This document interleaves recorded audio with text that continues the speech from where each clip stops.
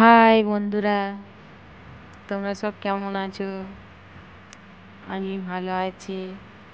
আশা করি তোমরাও ভালো আছো।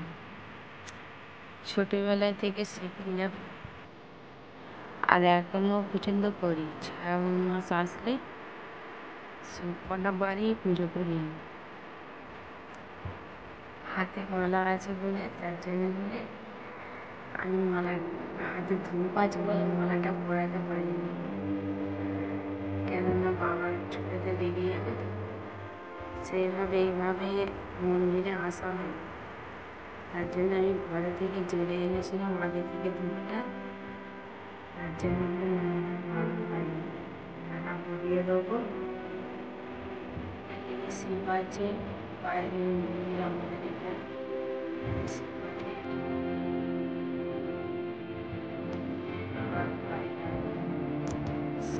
চাইতে কি কি লাগে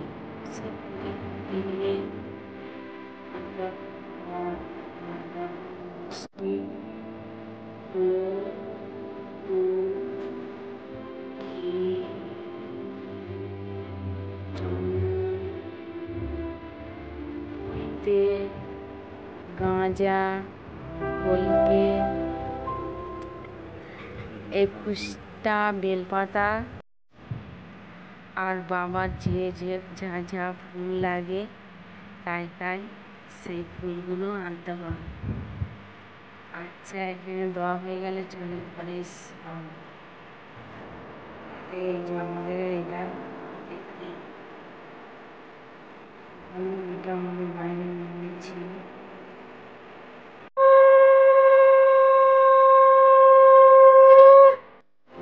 তারকেশ্বরে যেতাম, গঙ্গা জল ঢালতাম, কিন্তু বাড়িতে যেখান থেকে পূজা করি সেখান থেকে দুধই ঢালি।